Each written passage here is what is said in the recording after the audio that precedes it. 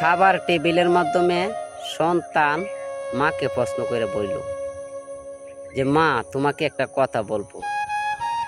যে কি কথা বাবা?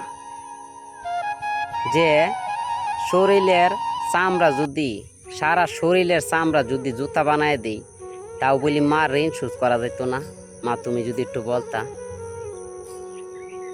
মা বলল বাবা এগুলা কথা বাদ দেও। সন্তান বলতেছে না মা বলতেই যে হবে, কি আর করবে, সন্তানের কথা তো মা রাখতেই হয়।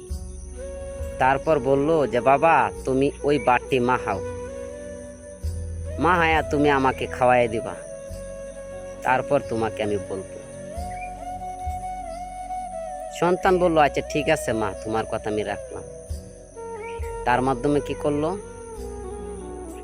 এই একটা একটা নলাব মারায় মুহের ভিতরে মার দেওয়ার পরে হঠাৎ করে এক গাছের মধ্যে কাক বসে রয়েছে।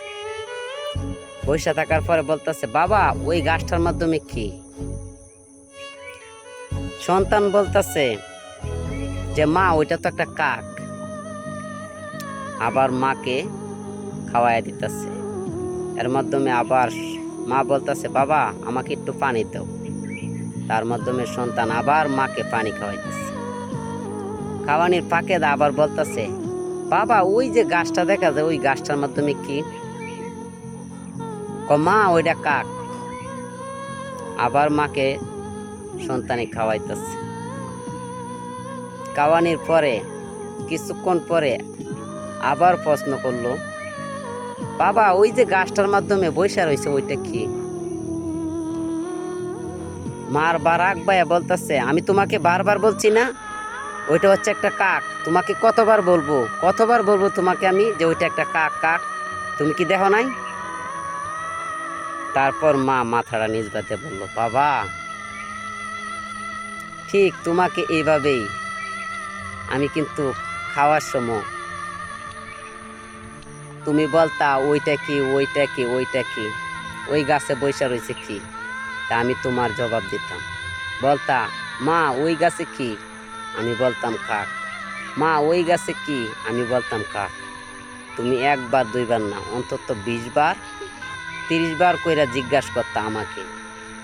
আমি তো বাবা তোমার প্রতি রাগ হই নাই, কিন্তু তোমাকে 3 বার বলার কারণেই তুমি আমার প্রতি রাগ হয়ে গেছো। সন্তান খাম দেয়া বলতেছে যে মা আমার আর কোনো কিছু বুঝতে বাকি নাই।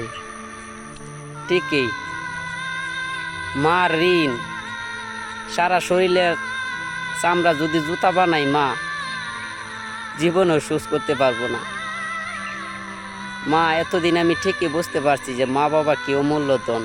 মা তোমাদেরকে না জানি আমি কত কষ্ট দিচ্ছি, তোমাদের ঋণ আমি কোনোদিন শোধ করতে পারবো না।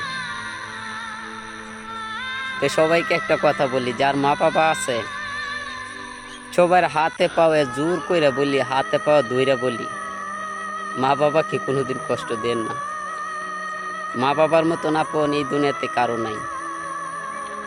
মা বাপ না থাকলে ঠিকই বুঝবেন মা বাপ কি জিনিস।